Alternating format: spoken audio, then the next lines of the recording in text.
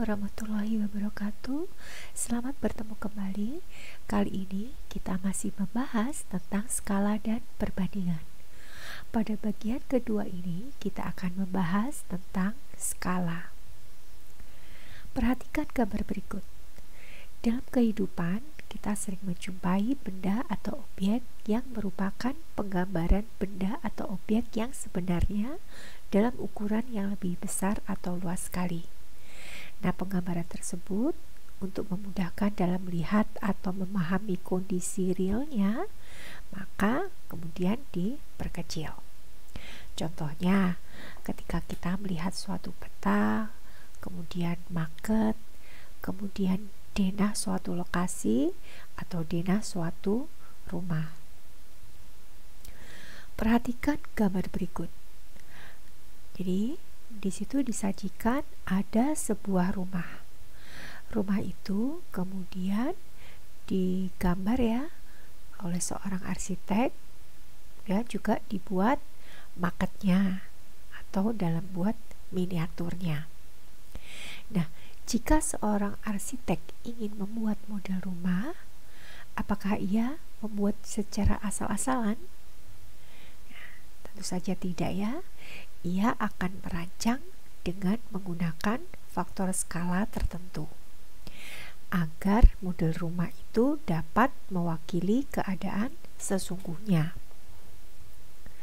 Nah, tujuan pembelajaran kita adalah agar kalian dapat menjelaskan pengertian skala dan faktor skala dengan benar, kemudian menentukan skala, jarak sebenarnya, dan jarak pada gambar dengan benar. Skala itu merupakan salah satu bentuk aplikasi dari perbandingan. Pada pertemuan sebelumnya, kita sudah pernah mempelajari tentang pengertian perbandingan. Nah, skala itu adalah perbandingan antara jarak pada gambar dengan jarak sebenarnya. Skala itu digunakan untuk menggambarkan suatu keadaan atau objek untuk mewakili ukuran sebenarnya. Rumus skala, jarak pada peta, dan jarak sebenarnya itu memiliki hubungan yang dapat diingat melalui sebuah segitiga yang memuat skala atau kita lambangkan S, kemudian jarak pada gambar atau jarak pada peta yang kita lambangkan CP, dan jarak sebenarnya atau JS. Nah, penggambarannya akan lebih mudah bagi kita untuk mengingatnya dengan segitiga seperti ini. Jadi ada daerah yang diberi tulisan CP, kemudian skala, dan JS. Nah, di sini kita lihat bagaimana cara membacanya nanti. Jadi CP itu sama dengan skala kali JS. Skala itu sama dengan CP per JS, dan JS sama dengan CP per skala. Nah, bagaimana menentukannya atau memudahkan kita untuk mengingat rumus-rumus tersebut? Nah, mari kita mulai mempelajarinya. Kita langsung saja dengan contohnya ya. Sebuah peta memiliki skala 1:200.000. Tentukan yang pertama jarak sebenarnya jika jarak pada peta 12 cm. Kemudian yang kedua, tentukan jarak pada peta jika jarak sebenarnya 100 km. Yang pertama diketahui skalanya ya 1:200.000. Nah, di situ diketahui jarak pada peta 12 cm. Nah, yang ditanyakan adalah jarak sebenarnya. Jadi JS ya. Nah, kita ingat segitiga tadi ya. Ada hubungan antara skala, CP, dan JS. Nah, yang ditanyakan adalah JS-nya. Nah, karena yang ditanyakan adalah JS-nya, maka JS-nya ini kita tutup karena yang ditanyakan ya. Sehingga yang tampak pada segitiga sekarang tinggal JP dan skala. Kita lihat posisi DP dan skala ini kan atas bawah ya. Nah, karena posisinya atas dan bawah berarti kita gunakan perbandingan atau pecahan. Jadi CP per skala. CP kemudian skala yang ada di bawahnya. Jadi jarak sebenarnya bisa kita tuliskan CP per skala.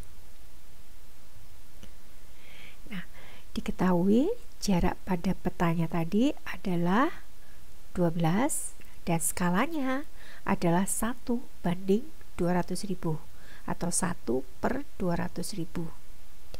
Kemudian kita lakukan perhitungan dan hasilnya adalah 2.400.000 cm. Kita nyatakan dalam kilometer ya, berarti 24 km. Selanjutnya adalah menentukan jarak pada peta jika jarak sebenarnya adalah 100 km.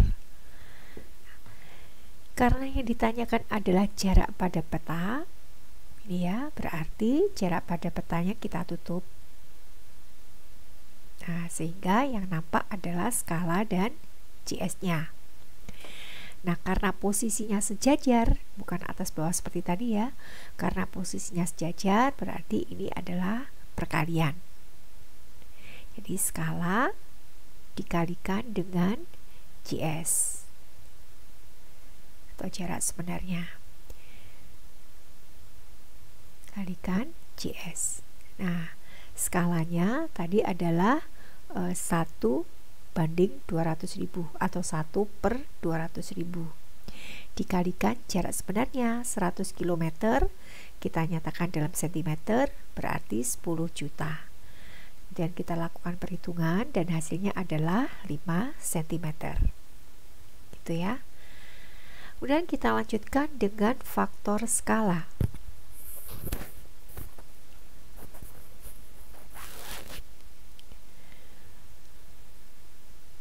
Skala yang terdapat pada suatu peta selalu menunjukkan skala pengecilan. Skala pengecilan itu bermakna bahwa ukuran gambar yang terdapat pada peta itu lebih kecil dari ukuran sebenarnya. Faktor skala pada gambar berskala itu mengubah ukuran, tetapi tidak mengubah bentuk aslinya. Nah, faktor skala sendiri itu dibagi menjadi dua, yakni yang pertama perbesaran. Jika diberikan faktor skala K, nah itu atau K-nya itu sama dengan K/1 atau K/1 ya, atau K, nah gitu aja. Ini untuk K yang lebih dari 1, jadi ini perbesaran. Kemudian dikatakan pengecilan jika diberikan faktor skala K, K-nya itu terletak antara 0 dan 1. Kita lihat contohnya. Sebuah foto yang panjangnya 14 cm dan lebarnya 8 cm diperbesar sedemikian sehingga lebarnya menjadi 16 cm. Tentukan yang pertama faktor skalanya, kemudian panjang foto setelah diperbesar, dan perbandingan luas foto sebelum dan sesudah diperbesar. Yang pertama kita akan menentukan berapa faktor skalanya. Kita lihat faktor skala itu sama dengan lebar perbesaran dibagi lebar foto. Lebar perbesaran itu adalah 16 cm, sedangkan lebar foto itu adalah 8 cm. Berarti sama dengan 2/1 atau sama dengan 2. Berarti faktor skalanya adalah 2. Karena K-nya lebih dari 1, masih ingat ya, berarti dia adalah perbesaran. Kemudian panjang setelah diperbesar. Nah, tadi lebarnya pertamanya 8 cm diperbesar menjadi 16 cm. Sekarang kita akan mencari panjangnya yang semula 14 cm.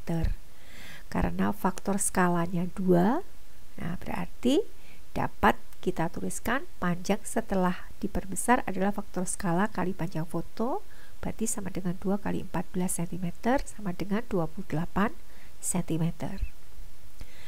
Sekarang kita akan melihat perbandingan luas foto sebelum dan sesudah diperbesar. Luas foto sebelum diperbesar dibandingkan dengan luas foto sesudah diperbesar itu adalah Ingat ya, foto bentuknya persegi panjang, berarti kita gunakan rumus persegi panjang. Untuk luasnya, berarti panjang kali lebar. Berarti 14 kali 8. Kemudian setelah diperbesar menjadi 28 kali 16. Nah, kita lakukan perhitungan dan dihasilkan adalah 1/4 atau 1/4. Nah, itulah bahasan kita tentang skala.